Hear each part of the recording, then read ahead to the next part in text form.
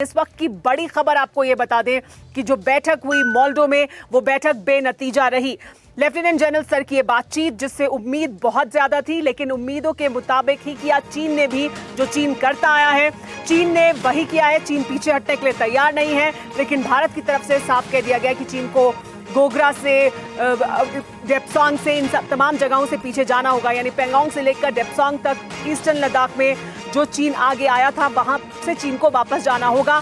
ये भारत की तरफ से साफ कर दिया गया है। तो इस वक्त की बड़ी खबर यही है कि एलएसी पर भारत चीन के बीच तनाव और बढ़ गया है, क्योंकि चीन पीछे जाने के लिए तैयार नहीं है। बातचीत बेनतीजा रही, जो कल बातचीत 12 घंटे तक चली।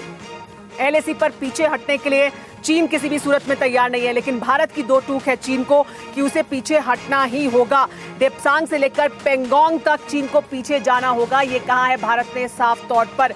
लेकिन आज फिर कोर कमांडर स्तर की बैठक हो सकती है, ये जानकारी भी मिल रही है। यानी आज एक बार फिर बैठक का सिलसिला शुरू हो सकता है। कल 12 घंटे तक की बैठक चली थी, 12 घंटे से ज्यादा लगभग ये बैठक चली और अब उम्मीद की जा रही है कि आज एक बार फिर कोर कमांडर स्तर की ये बैठक होगी। एलएसी पर शांति बनाए रखने पर लगातार भारत की तरफ से जोर दिया जा रहा है। तो भारत तो लगातार शांति स्थापित करने की बात कर ही रहा है। भारत ये कह रहा है कि शांति को बनाए रखना चाहिए, एलएसी पर तनाव को कम करना चाहिए, डिसएंगेजमेंट होना चाहिए।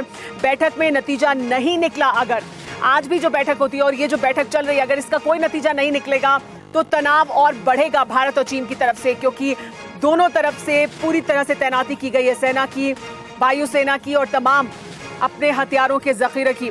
लेकिन आपको ये बताते हैं, ये बातचीत जो कल चली वो लगभग 12 घंटे से ज्यादा चली और आज एक बार फिर बातचीत होगी। देखना होगा कितनी देर तक ये बातचीत चलती है। लेकिन अभी तक जो बातचीत हुई है, कब कब हुई है और कितने घंटे तक ये बातचीत चली है, आइए ये आपको दिखाते हैं। आपको समझ में आएगा कि कितने वक्त से बातचीत की जा रही है, कितने घंटों तक बातचीत की जा रही है, लेकिन उसका नतीजा कुछ नहीं निकल रहा है। सबसे पहले 31 अगस्त को बातचीत हुई थी। 31 अगस्त को जो बातचीत हुई थी वो लगभग 5 घंटे तक चली थी, 31 अगस्त को। इसके बाद 1 सितंबर को फिर दोबारा बातचीत हुई और तब ये 8 घंटे तक बातचीत चली। यानी 31 के बाद फिर जब 1 सितंबर को बातचीत हुई तो ये 8 घंटे तक चली और उसके बाद 2 सितंबर को फिर बातचीत हुई और ये 7 घंटे तक चली। 3 सितंबर को एक बार फिर बातचीत हुई जो 4 घंटे तक चली। तो लगातार बातचीत का सिलसिला चल रहा है, लेकिन नतीजा अभी तक कुछ निकलकर सामने नहीं आया है।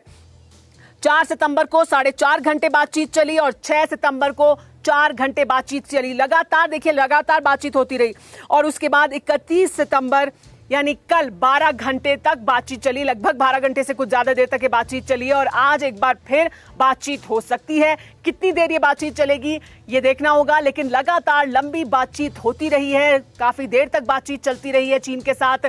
भारत अपना पक्ष रखता रहा है, लेकिन चीन क्योंकि अपनी बात से पीछे हटने के लिए तैयार नहीं है, इसलिए कोई नतीजा अब तक नहीं निकला है। क्या आप पर भी बरपा है जालसाजी का कहर?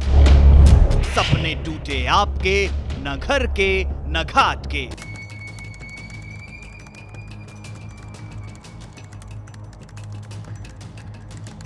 देखिए लूट घर हर रात 9:30 बजे। फिक्र आपकी,